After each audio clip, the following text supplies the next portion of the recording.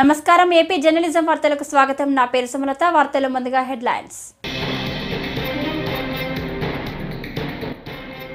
తెలంగాణలో నూతన విమానాశ్రయాల ఏర్పాటు పరిశీలనలో ఉందని దానిపై తగిన నిర్ణయం తీసుకుంటామని కేంద్ర మంత్రి రామ్మోహన్ నాయుడు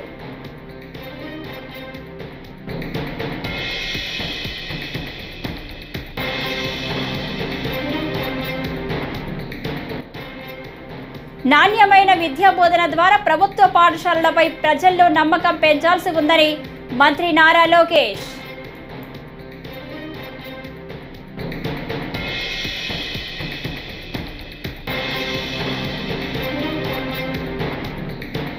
ప్రభుత్వ ప్రధాన కార్యదర్శి నీరబ్ కుమార్ ప్రసాద్ ను కలిసి ప్రధాన కేంద్రం న్యూఢిల్లీ వైస్ అడ్మిరల్ సర్దేశాయ్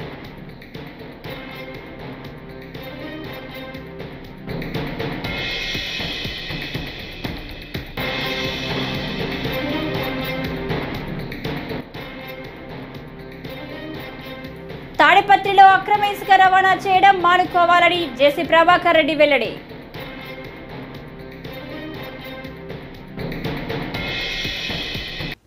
ఇక డీటెయిల్స్ చూస్తే తెలంగాణలో నూతన విమానాశ్రయాల ఏర్పాటు పరిశీలనలో ఉందని దానిపై తగిన నిర్ణయం తీసుకుంటామని కేంద్ర పౌర విమానయాన మంత్రి రామ్మోహన్ నాయుడు తెలిపారు. ఏవియేషన్ సెక్యూరిటీ కల్చరల్ వీక్ను శంషాబాద్ అంతర్జాతీయ విమానాశ్రయంలో నిర్వహించారు. ఈ కార్యక్రమంలో ముఖ్య అతిథిగా రామ్మోహన్ నాయుడు పాల్గొన్నారు. అనంతరం మీడియాతో మాట్లాడిన ఆయన చంద్రబాబు దూరదృష్టి వల్లే నేడు జాతీయ స్థాయిలో శంషాబాద్ విమానాశ్రయం 4వ స్థానంలో ఉందన్నారు. అంతర్జాతీయ స్థాయి ప్రమాణాలతో విమానాశ్రయాల్లో భద్రత నిర్వహిస్తున్నట్లు వెల్లడించారు. విమానాశ్రయాల్లో తనిఖీలు భద్రత పట్ల ప్రయాణికులు సైతం అవగాహన కలిగి ఉండి సిబ్బందికి సహకరించాలని కేంద్ర మంత్రి కోరారు. సెక్యూరిటీ తాలూకా పాత్ర ఎంత ముఖ్యమైనటువంటిదో గతంలో కూడా చూసాం. ఎటువంటి సంఘటనలు ఎటువంటి వచ్చినా సరే భారతదేశంలో మాకున్నటువంటి బీకాస్ సంస్థ ద్వారా సెక్యూరిటీ మెషర్స్లో ఎక్కడ ఎటువంటి లోపాలు లేకుండా బలమైనటువంటి చట్టాలతో బలమైనటువంటి సెక్యూరిటీ మెషర్స్తో ఎప్పుడు కూడా సెక్యూరిటీని మన భారతదేశంలో ప్రపంచ స్థాయిలోనే ఒక ఉన్నతంగా మెయింటైన్ చేయడానికి మనం అందరం కూడా కృషి చేస్తూ ముందుకు వచ్చాం. అయితే పబ్లిక్లో కూడా అవేర్నెస్ క్రియేట్ చేయాలి. ఎయిర్పోర్ట్స్కి వచ్చినప్పుడు కానీ ప్లేన్స్ బోర్డ్ అయ్యేటప్పుడు కానీ ఏ సెక్యూరిటీ మెజర్స్ ఉన్నాయి ఏవేవి పాటించాలి.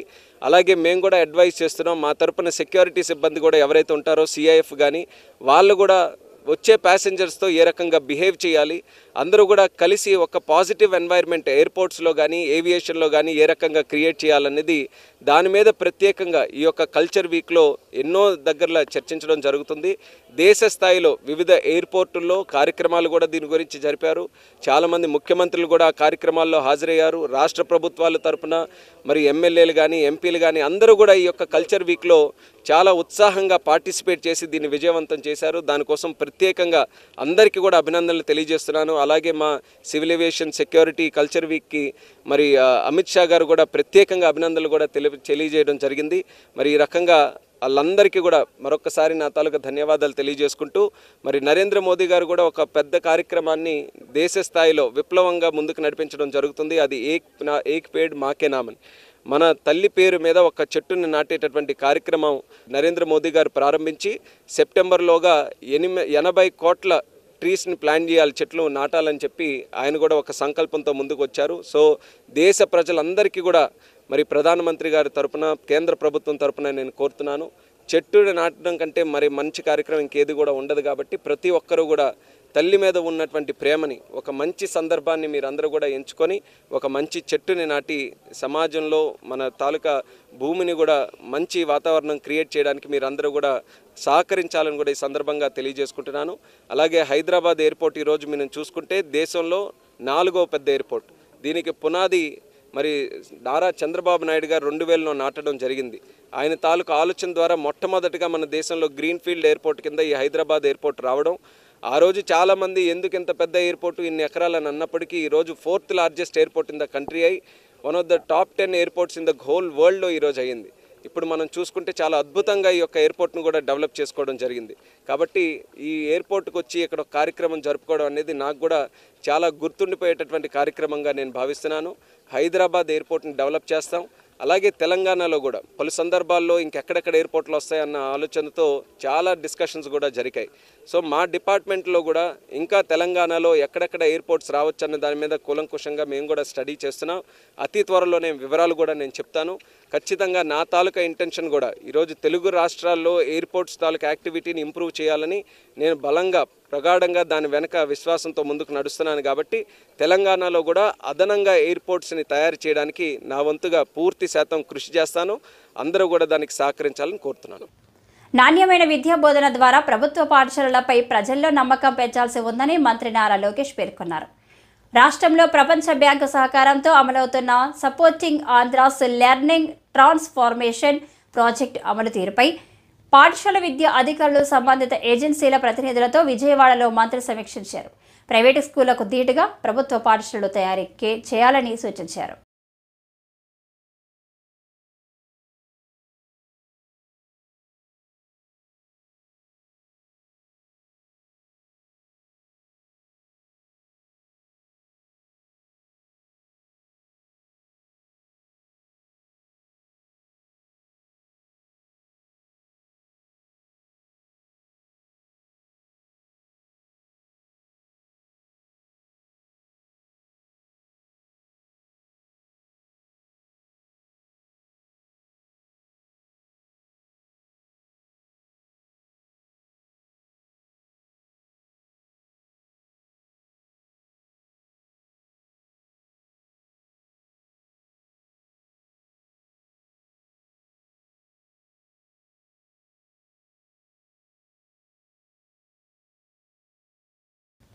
భారత నావికాదళ ప్రధాన కేంద్రం న్యూఢిల్లీ వైస్ అడ్మిరల్ సర్దేశాయ్ వెలగపూడిలోని రాష్ట్ర సచివాలయంలో ప్రభుత్వ ప్రధాన కార్యదర్శి నీరబ్ కుమార్ ప్రసాద్ను కలిశారు. ఈ సందర్భంగా వారిద్దరూ రాష్ట్రంలో నావికాదళ కార్యకలాపాలకు సంబంధించిన పలు అంశాలపై చర్చించారు. కార్యక్రమంలో రియర్ అడ్మిరల్ గిరీష్ కార్గ్ తదితరులు పాల్గొన్నారు.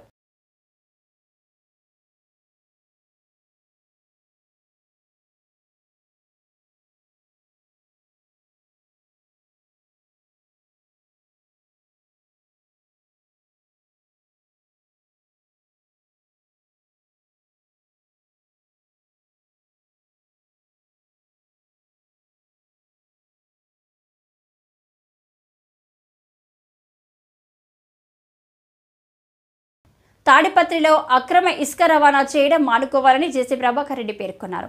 హైదరాబాద్లోని తన నివాసంలో ఆయన మాట్లాడుతూ అక్రమంగా ఇసుక రవాణా చేస్తూ వాహనాలు పట్టుబడితే సంవత్సరం వరకు బయటికి రావని తెలిపారు. పార్టీ కోసం కష్టపడిన వారికి ఖచ్చితంగా న్యాయం చేస్తారని, అక్రమంగా ఇసుక రవాణా చేస్తే ఎవరిని వదిలిపెట్టనని తెలిపారు. అన్నీ బాగానే ఉన్నాయి, కానీ కొందరు ఇసుక విషయంలో నేను ఒప్పుకోను, నా దగ్గర లిస్ట్ అంతా ఉంది, సోమవారం మీరు కనుక నాకు రిప్లై ఇచ్చి లిస్టు పంపిమంటే పంపిస్తా. ఈరోజు సిఐలకు ఎస్ఐలకు చెప్తున్నా. కొందరు అంటున్నారు, ఏమయ్యా మాకు స్టోర్లు ఆ సారా ఏంటో ఇచ్చినారా కదా పనిచేసేదని, అవి ఇస్తే చాలు అనుకుంటున్నారా అన్నారంట. ఏమో చెప్పండి, ఏ నది అంత ఇచ్చేయాలనా మీకు? నది ఇచ్చేస్తాంలే. దాంట్లో చాలా మంది ఉన్నారు, ఒక 5 మంది 6 మంది మటుకు రొంత పార్టీకి కష్టపడి జైలుకి పోయి వచ్చిన వాళ్ళు ఉన్నారు. రొంత వాళ్ళు మాట్లాడితే పర్వాలేదు, కానీ అక్కడ చేసే వాళ్ళంతా నాకు తెలుసు. నందలపాడులో మొత్తం ఇష్టం వచ్చినట్టు చేస్తారు. మీ టిప్పర్ కానీ ట్రాక్టర్ పట్టుకొని పోతే ఒక్క సంవత్సరం బయటికి రాదు, నేను అందరికి చెప్తున్నా, టిప్పర్లు ట్రాక్టర్లు బాడికి ఇద్దండి, ఇసుకేకో నష్టపోతారు. నాకు తెలిసి ఏం చేయాలనో ఏం చేయకూడదో నాతో కష్టపడిన వాళ్ళకి 100% చేస్తా, 100%. ఎస్పెషల్లీ మా కౌన్సిలర్ మటుకు వదిలేదు వాళ్ళని, నాతో పాటే ఉంటారు. రైట్, చేయాలా కంపల్సరీ. నేను నా కౌన్సిలర్లకు లోన్ యాప్లు, హనీ ట్రాప్, ఇతర యాప్ల ఊబిలో పడి కొంతమంది ప్రాణాల మీదకు తెచ్చుకుంటున్నారని, ఇలాంటి వాటికి దూరంగా ఉండాలని ఆంధ్రప్రదేశ్ హోంమంత్రి వంగలపూడి అనిత సూచించారు. సైబర్ నేరాలపై అవగాహన కోసం విజయవాడలో వాకథాన్ నిర్వహించారు. 16 రకాల సైబర్ మోసాలపై అవగాహన ఫిర్యాదుల కోసం రూపొందించిన యాప్ను ప్రారంభించారు. ఈ సందర్భంగా ఆమె మాట్లాడుతూ దేశంలో 24% వరకు సైబర్ నేరాలు పెరిగాయన్నారు.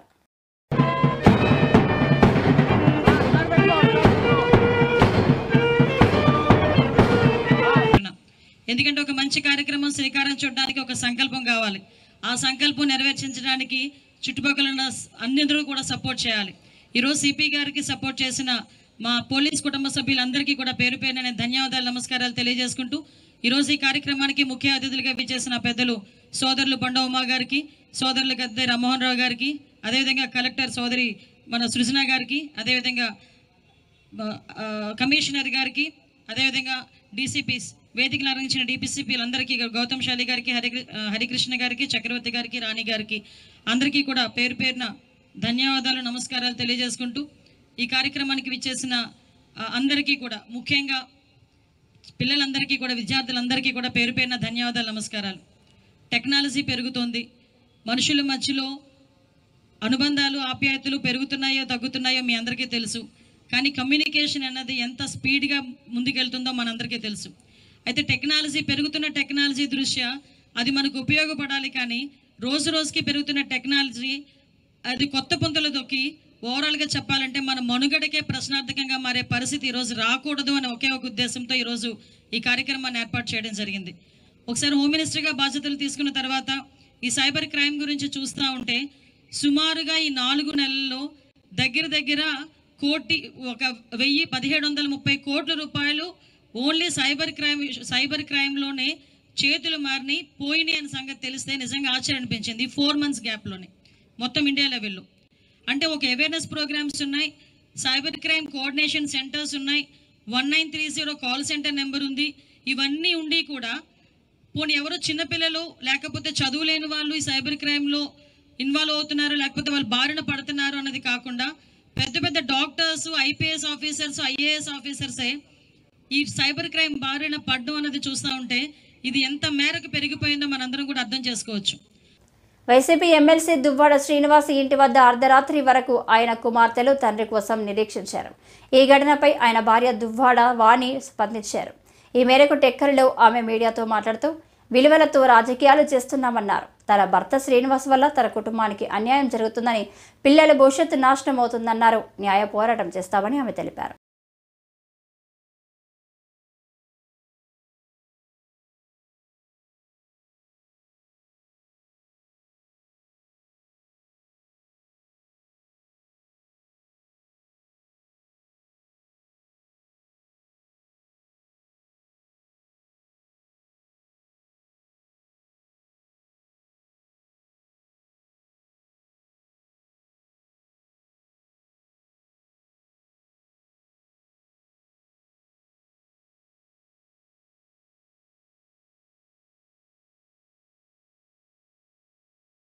ఇప్పటికీ ఆవిడకి నాకు తెలిసిన 3 మ్యారేజెస్ కూడా అయ్యాయి.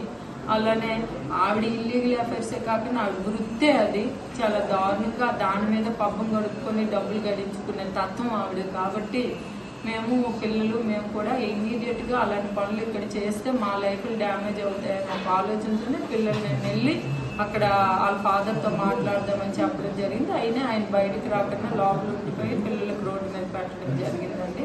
దీన్ని ఎట్టి పరిస్థితుల్లో పిల్లలు కానీ నేను కానీ ఆపేది లేదు. ఎందుకంటే ఇది ఆయన సొంతూరు కాదు, ఇది నా ఫాదర్ రాఘారావు గారి నుండి మేము పొలిటికల్గా మా తాత లక్ష్మీపతి దొర గారి నుండి మేము ఇక్కడ రాజకీయాలు చేస్తున్నాము.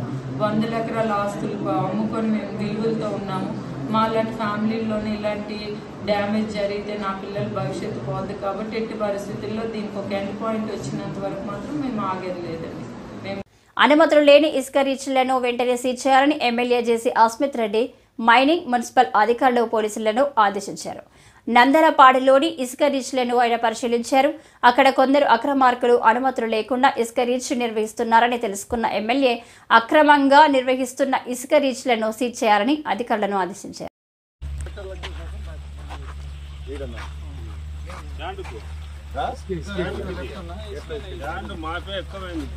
ఇదంతా డంపింగ్ నాకు అర్థం కాదా?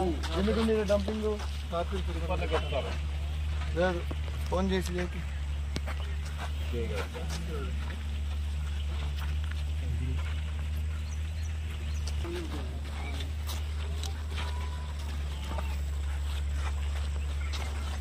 నమస్తే అన్నా. ఏమన్నా నేను ఇక్కడ డ్రైనేజ్ చూడడానికి వచ్చినాను ఇక్కడ నందలపాడు దగ్గర. మీరు పంప్ హౌస్ బ్యాక్ సైడ్ చూడాల్సిందేదే. ఇసుక డంపులు ఎట్లున్నాయంటే నాకు చెప్పలేను. మీరు నేను పోయినా మీరు చెక్ చేసుకోండి.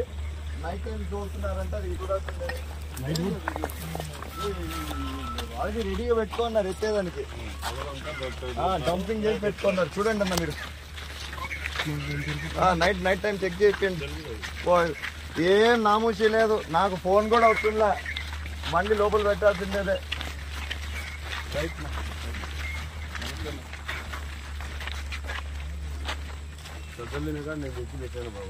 ఏం నామూసి లేదు, మొత్తం ఇక్కడ వచ్చినారు. ఇసుక తోలేటోడు అందరికి పెట్టాల్సిందే లోపల.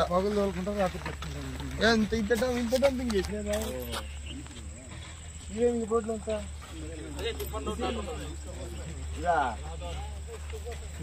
ఏమబ్బా ఏం చేస్తున్నారు మీరంతా? నాకు అర్థం అట్లా జగ్గారెడ్డి నిన్ను చూసుకొని నేను మీసాలు దిగుతా అంటే నువ్వేందబ్బా నాకు చేయకోకుండా రాలేస్తారా?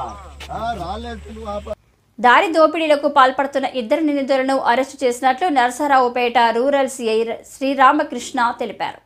శనివారం ఆయన మాట్లాడుతూ గుంటూరుకు చెందిన శేఖర్ బాబావాలి ఈ నెల 5న ఆటోలో నరసరావుపేట వస్తుండగా జొన్నలగడ్డ సమీపంలో ఆటోను ఆపి నగదు, సెల్ ఫోన్లు దుండగులు అపహరించారని పేర్కొన్నారు. బాధితుల ఫిర్యాదు మేరకు కేసు నమోదు చేసి దర్యాప్తు చేస్తున్నామని తెలిపారు. వారిని అరెస్టు చేసినట్లు వివరించారు. నరసరావుపేట ప్రజలందరికీ నమస్కారం అండి. ఈ 5వ తేదీ ఆగస్టు 5వ తేదీ రాత్రి 3 గంటలప్పుడు మన జొన్నలగడ్డ గ్రామ శివాలయం దగ్గర జొన్నలగడ్డ గ్రామ శివారులో తిరుమల ఇంజనీరింగ్ కాలేజీ దగ్గర ఒక ఆటోలో వెళ్తున్నటువంటి ఒక 2 వ్యక్తుల్ని ఒక 3 వ్యక్తులు బైక్ మీద వచ్చి వాళ్ళని అడ్డగిచ్చి వాళ్ళ దగ్గర వాళ్ళని కొట్టి వాళ్ళ దగ్గర ఉన్నటువంటి 2 సెల్ ఫోన్లు 3,000 రూపాయలు తీసుకొని అక్కడి నుంచి పారిపోవడం జరిగింది. వాళ్ళు వచ్చి ఉదయాన్నే కంప్లైంట్ ఇవ్వడం జరిగింది. ఆ కంప్లైంట్ మీద మా ఎస్ఐ గారు కేసు రిజిస్టర్ చేశాడు. తర్వాత మా టీంలు ఏర్పాటు చేసిన తర్వాత వాళ్ళ గురించి నిఘా పెట్టాము. గట్టిగా పెట్టిన తర్వాత 2ని పట్టుకోవడం జరిగింది. దానిలో 3వ వాడు తప్పించుకొని తిరిగాడు. అతన్ని కూడా త్వరలో పట్టుకుంటాము. దొరికిన దొంగల్లో కూడా ఇతను వచ్చేసి దేవర భవానీ ప్రసాద్ అలియాస్ చిన్న, ఇతను వచ్చేసి క్యాస్ట్ బై ఇరుకుల కోడిల శివప్రసాద్ కాలనీ ఎల్లమంద పంచాయతీ అండి. ఇతనికి ఏంటంటే ఆల్రెడీ ఇతని మీద దాదాపు 11 కేసులు ఉన్నాయి. అన్ని కూడా దొంగతనాలు, రాబరీ కేసులే ఉన్నాయి. ఇతనితో పాటు సంతోష్ కుమార్ అని సంతోష్ కుమార్ అని అతను ఉన్నాడు. ఇతను ఇంకొక అతను సాయి ఉన్నాడు. వీళ్ళు 3 కలిసి హైవే మీద వెళ్ళే వాళ్ళని, ఒంటరిగా వచ్చేవాళ్ళని బండ్లు ఆపేది, వాళ్ళని కొట్టి వాళ్ళ దగ్గర డబ్బులు, సెల్ ఫోన్లు లాక్కోవడం, అవసరమైతే చైన్ కూడా మెడలో ఉన్న చైన్ లాక్కొని బండ్లు కూడా దొంగతనం చేస్తారు. ఈ విధంగా జరుగుతూ ఉంది. కాబట్టి అత్యంత చాకచక్యంగా మా ఐడి పార్టీ వాళ్ళు, మేము మా ఎస్ఐ గారు వీళ్ళంతా కలిసి చాకచక్యంగా పట్టుకోవడం జరిగింది వాళ్ళని. కాకినాడ ఇంద్రకిలాద్రిగా పేరొందిన శ్రీ బాల త్రిపుర సుందరి దేవి అమ్మవారికి శ్రావణ మాసం సారి అందజేయడం అనాదిగా వస్తుందని శ్రీ బాల త్రిపుర సుందరి సమేత శ్రీ రామలింగేశ్వర స్వామి దేవస్థానం ఈవో విజయభాస్కర్ రెడ్డి పేర్కొన్నారు. శనివారం కాకినాడ రామారావుపేట శివాలయం నుంచి శ్రావణ మాసం నాగపంచమి పర్వదినం సందర్భంగా కాత్యాయని కోలాటం, డోలు సన్నాయి మేళాల మధ్య శ్రీ బాల త్రిపుర సుందరి అమ్మవారికి సారి అందజేశారు. ఓం శ్రీ బాల త్రిపుర సుందరి దేవి నమః, శ్రీమాత్రే నమః. కాకినాడ జిల్లాలోనే కాకుండా కాకినాడ నగరంలో అత్యంత ప్రసిద్ధి చెందినటువంటి దేవాలయం శ్రీ బాల త్రిపుర సుందరి సమేత శ్రీ రామలింగేశ్వర స్వామివారి దేవస్థానంలో అత్యంత పవిత్రమైన మాసంగా పేరొందిన శ్రావణ మాసంలో మొదటి శుక్రవారం ఈ అమ్మవారికి రామారావుపేట శివాలయం నుంచి బాల త్రిపుర సుందరి ఆలయానికి బాలా త్రిపుర సుందరి సేవా సమితి ఇక్కడ సుమారు 150 రకాల అమ్మవారికి ఇది ఈ యొక్క కార్యక్రమం ప్రతి సంవత్సరం కూడా శ్రావణ మాసంలో మొదటి శుక్రవారం శ్రీ సేవా సమితి వారు చేపట్టడం ఆనందదాయకంగా తెలియజేస్తూ ఈ యొక్క శ్రావణ మాసంలో ప్రతిరోజు కూడా ఇక్కడ భక్తులకు ఎటువంటి అసౌకర్యం కలగకూడదనే సదుద్దేశంతో మేము అన్ని రకాల ఏర్పాట్లు చేయడం జరిగిందని ఈ యొక్క కార్యక్రమంలో పాల్గొన్న అదేవిధంగా పాలు పంచుకున్న ఆలయ అర్చకులు చెరుకూరు సుబ్రహ్మణ్యం గారు అదేవిధంగా విజయ్ కుమార్ గారికి బాలా త్రిపుర సుందరి సేవా సమితి అధ్యక్షురాలైనటువంటి శ్రీమతి సరోజ గారికి కూడా మా ఆలయం తరఫున ఇటువంటి కార్యక్రమాలు ఎక్కడున్నా సరే మా ఆలయం తరఫున ఎప్పుడు కూడా బద్ధత ఉంటుందని మీడియా ముఖంగా తెలియజేసుకుంటూ ఎవరైతే ఈ కార్యక్రమంలో పాల్పంచుకున్నారో వాళ్ళందరికీ కూడా అమ్మవారి కటాక్షాలతో పాటు ఈ యొక్క అమ్మవారి ఆశీస్సులు వారి కుటుంబం పైన కూడా ఎల్లప్పుడూ ఉండాలని మా ఆలయం తరఫున మనస్ఫూర్తిగా కోరుకుంటూ సెలవు. దళిత క్రైస్తవులను ఎస్సీల్లోకి చేర్చి మత స్వేచ్ఛ కల్పించాలని ఇండియన్ క్రిస్టియన్ ఫెడరేషన్ జాతీయ అధ్యక్షుడు జార్జ్ శ్రీమంతుల కేంద్ర రాష్ట్ర ప్రభుత్వాలను డిమాండ్ చేశారు. శనివారం రాజమండ్రిలో ఆయన మీడియాతో మాట్లాడుతూ క్రైస్తవులను ఎస్సీల్లో చేర్చే విషయమై సుప్రీంకోర్టు ప్రశ్నించడం, కేంద్రం కమిషన్లు వేయడం తప్ప దళిత క్రైస్తవులకు న్యాయం జరగడం లేదని ఆవేదన వ్యక్తం చేశారు.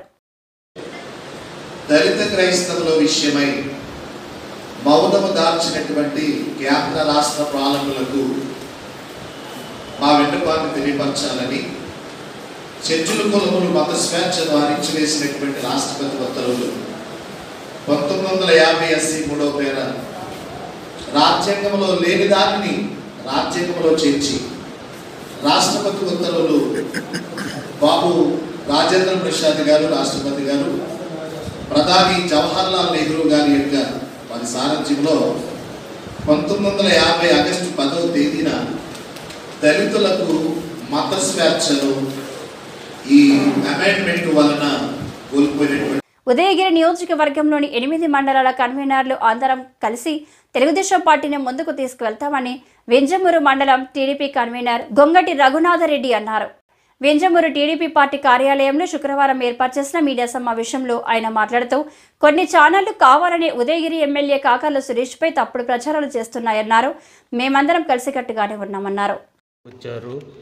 అవన్నీ కూడా ప్రజలు అర్థం చేసుకొని ఒరే మోసపోయామరా, ఒక దౌర్భాగ్యుడి చేతిలో ఈ రాష్ట్రాన్ని పెట్టాము, నాశనమైపోయాము అనే స్థితిలో ఉండగా మళ్ళీ గులకరాయి అని ఒకదాన్ని సృష్టించి దాని మీద ఏదో ఎన్నికల్లో లబ్ధి పొందాలని ప్రయత్నం చేశారు. కానీ అవన్నీ కుదరలేదు. మళ్ళీ ఈరోజు ఒక్కొక్క ఎమ్మెల్యే మీద అసత్య కథనాలని రోజువారీగా ప్రచారం చేస్తూ దౌర్భాగ్యమైన ఆ సాక్షి ఛానల్లో ఎన్నో కథనాలు రోజు రోజుకి ప్రచారం చేస్తున్నారు. వాటిల్లో ఒకటి నిన్న మా ఉదయగిరి ఎమ్మెల్యే గారి మీద కాకర్ల సురేష్ గారి మీద చేయటం జరిగింది. ఈ ఉదయగిరి నియోజకవర్గంలో ఇక్కడ ఈ స్టేజీ మీద ఉన్న తెలుగుదేశం నాయకులందరినీ మీరు చూస్తే ఇక్కడ ఏమన్నా విభేదాలు కనిపిస్తున్నాయా మీకు? 8 మంది కన్వీనర్లు ఒకే మాట మీద నిలబడి మన చిరంజీవి రెడ్డి గారు, మన వెంకటరెడ్డి గారు ఇటువంటి సోదరులతో కలిసి పార్టీని ముందుకు తీసుకెళ్తూ ఎంతో సుహృద్భావ వాతావరణంలో ఈ నియోజకవర్గంలో తెలుగుదేశం పార్టీ పనిచేస్తుంది. అదేవిధంగా కాకర్ల సురేష్ గారు టోకన్లు ఇచ్చి 2-3 రోజులకు రమ్మంటున్నారు అని చెప్పి అదొక అబద్ధ ప్రచారం చేస్తున్నారు. కాకర్ల సురేష్ గారు ఇదే ఆఫీసులో రాత్రి 1 గంట వరకు కూడా ఉండి ప్రతి వ్యక్తిని కలిసిందాక లాస్ట్ వ్యక్తి బయటికి వెళ్ళిన తర్వాత 2:30కి కూడా ఇక్కడి నుంచి వెళ్ళిపోయిన రోజు ఉంది. అంటే ఏ వ్యక్తిని కూడా బాధ పెట్టకుండా కలిసి వాళ్ళ గ్రీవెన్సెస్ని అటెండ్ చేసి ఎంతో మంచి కార్యక్రమాలు చేస్తూ ఈ నియోజకవర్గ అభివృద్ధి కోసం మంత్రులని అందరినీ కలుస్తూ వాళ్ళ స్నేహితులైనటువంటి కొంతమంది ఇండస్ట్రియలిస్ట్ని కలిసి ఈ నియోజకవర్గానికి పరిశ్రమలు కూడా తీసుకురావాలనే కృషి చేస్తూ ఎంతో ముందుకు పోతున్నారు. అటువంటి వ్యక్తి మీద ఇటువంటి అబద్ధ ప్రచారాలు చేయటం భావ్యమైన విషయం కాదు. ఇంకొకటి, మన పాత నాయకులైనటువంటి బొల్నేని రామారావు గారు, కమ్మ విజయనారెడ్డి గారు కావచ్చు, చెంచుల బాబు యాదవ్ గారు కావచ్చు, మాజీ ఎమ్మెల్యే చంద్రశేఖర్ రెడ్డి గారు కావచ్చు, వీళ్ళందరినీ ఏదో గ్రూపులు ఉన్నాయని వారు ఏదో చేస్తున్నారని చెప్పి ఆ గ్రూపుల్ని సురేష్ గారు దూరం పెడుతున్నారన్నట్టుగా కూడా ఒక వార్త దాంట్లోనే ఆ కథనంలో ప్రచారం చేయడం జరిగింది. ఇవన్నీ ఈ అబద్ధ ప్రచారాలను ఇంకెవరు నమ్మర్రా బాబు. దయచేసి ప్రజలకి మంచి చేయాలనే ఆలోచనతో ముందుకెళ్ళరా. నీకు చాలా చిన్న వయసు, చాలా భవిష్యత్తు ఉంటుంది. అది అర్థం చేసుకొని ముందుకు పోవాలని చెప్పి ఆ జగన్మోహన్ రెడ్డికి ఈ పత్రికాముఖంగా తెలియజేసుకుంటున్నాను. ప్రజలు అడిగిన వెంటనే పాలకొల్లు నుండి బగ్గేశ్వరం చింతపర్రు మీదుగా నెలమూరు వరకు మాకు ఆర్టీసీ బస్సు సౌకర్యం కల్పించిన మంత్రి రామానాయుడుకి రుణపడి ఉంటామని పాలకొల్లు మాజీ మండల అధ్యక్షురాలు పెన్మెత్స శ్రీదేవి అన్నారు. విద్యార్థులతో కలిసి బస్సు ఎక్కిన ఆమె మాట్లాడుతూ ఇచ్చిన హామీలను నెరవేర్చిన ఘనత మంత్రి రామానాయుడికే దక్కుతుందన్నారు. ఈ సందర్భంగా విద్యార్థులతో కలిసి మంత్రికి కృతజ్ఞతలు తెలిపారు. మేము కాలేజీ స్టూడెంట్స్ అండి. రామానాయుడు గారిని అడగగానే మాకు వెంటనే ట్రాన్స్పోర్ట్ ఫెసిలిటీ కల్పించారు. థ్యాంక్ యూ సో మచ్ అండి. మేము రోజు చాలా ప్రాబ్లమ్స్ ఫేస్ చేస్తున్నాము. ఆర్టీసీ లేకపోవడం వల్ల వెంటనే అడిగినందుకు, వెంటనే వేయించినందుకు thank you so much. Ramanaidu గారు వచ్చినప్పుడే పిల్లలందరూ కూడా మా పిల్లలందరికీ మీరు బస్సు వేయాలి అని అందరూ అడిగారు. ఆయన వచ్చిన వెంటనే కూడా మరి చాలా బాగా కేర్ తీసుకుంటే పిల్లల కోసం బాగా ఆలోచించి ఈ బస్సు వేయడం పిల్లలకి తల్లిదండ్రులకు కూడా చాలా సంతోషం. అన్ని విధాలా బాగా సేవ్ చేశారు. రామానాయుడు గారు ఆధ్వర్యంలో మనకి పాలకొల్లు నుంచి బగ్గేశ్వరం, చింతపర్రు, వడ్లవానిపాలెం, వేడింగపాలెం, కొమ్ము చిక్కాల, నెలమూరు దాకా రామానాయుడు గారి పుణ్యం అంటే బస్సు వేయడం జరిగింది. స్కూల్ పిల్లల గురించి ఆలోచించైనా ఎంతో ఆలోచించి వేడింగపాలెం, కొమ్ము చిక్కాల, అలాగే అన్ని గ్రామాల ప్రజలందరూ కూడా ఆయన కోరడం జరిగింది. దాని గురించి ఆయన ఎంతో కృషి చేసి మన ప్రభుత్వం వచ్చిన వెంటనే ఈ బస్సు వేయించడం జరిగింది. ఆయనకి మనందరం కూడా ఎంతో కృతజ్ఞత చూపించి మనందరం కూడా ఎంతో ఆయనకి రుణపడి ఉండాలి. ఆయనకి దాని గురించి ఇలా ఎన్నో పనులు మనం ఇంకా ఆయన ద్వారా చేయించుకుంటూ కూడా ఆయన ద్వారా మనం ఎన్నో ఉపయోగాలు పొంది స్కూల్ పిల్లల గురించి వాళ్ళు అందరూ కూడా బాగా చదువుకుని ఈ బస్సు వాళ్ళకి ఎంతో ఉపయోగపడాలని కోరుకుంటూ కూడా మన ఈ అన్ని గ్రామాల ప్రజలు కూడా ఆయన్ని అభినందించడం జరిగింది. ఈ వార్తలు ఇంతటితో సమాప్తం. నమస్కారం.